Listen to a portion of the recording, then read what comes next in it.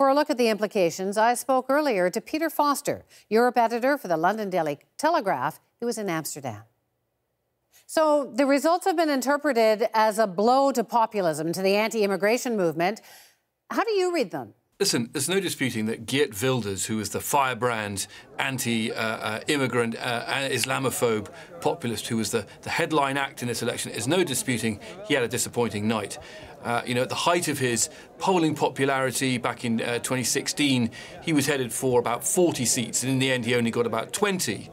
And so he lost pretty clearly to the Dutch Prime Minister Mark Rutte, whose party got about 33 seats. So on that level, it was a big blow for populism, and European leaders were celebrating this as a blow to populism. But on another reading, this was a pretty ugly election. All the main parties took a fairly populist line.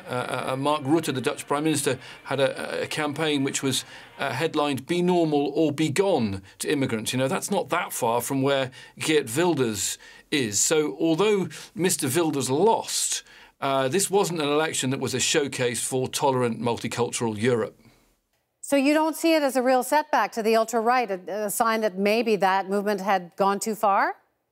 No, I think actually the entire political spectrum has simply moved to the right. It's a setback for the really more extreme form of populism, but the Labour Party that was in coalition with Mark Rutte, they got absolutely destroyed. They had 38 seats in 2012. They only ended up with 9 this time, which gives you an idea of how far the centre of gravity has moved to the right. One of the other main parties that will end up in coalition with Mr. Rutte, the Christian Democrats, one of their policies, for example, was to have all children singing the national anthem in schools. Now, those are pretty conservative identity-based policies. So although Mr.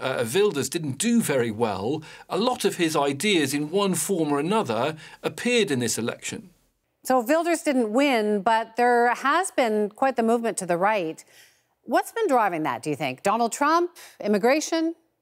Listen, there was a lot of fear among the political establishment in Europe that if Geert Wilders did very well, that would be a big boost to Marine Le Pen.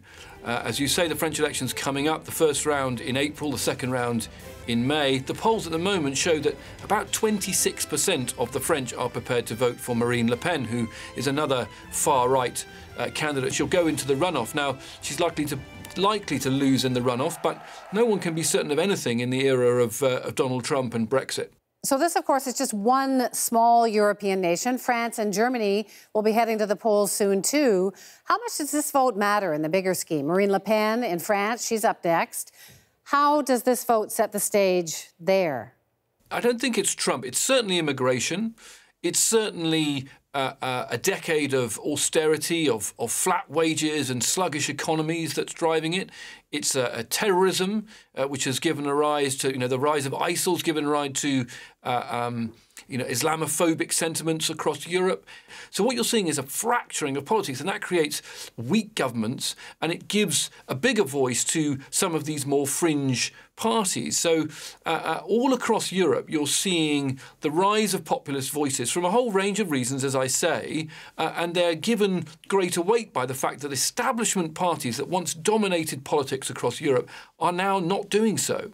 So I have to ask you about the Green Party leader, who did surprisingly well. He's been called the Dutch Trudeau compared to our Prime Minister. He did better than expected?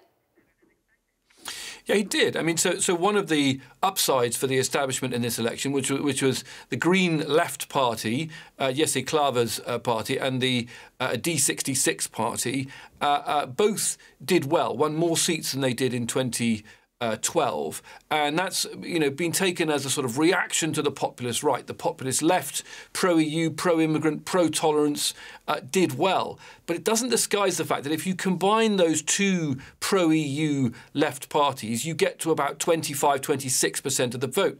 The Conservative parties got over 50% of the vote, so it's definitely. I think it's still fair to say that the rightwards leaning populism is still in the ascendancy across Europe.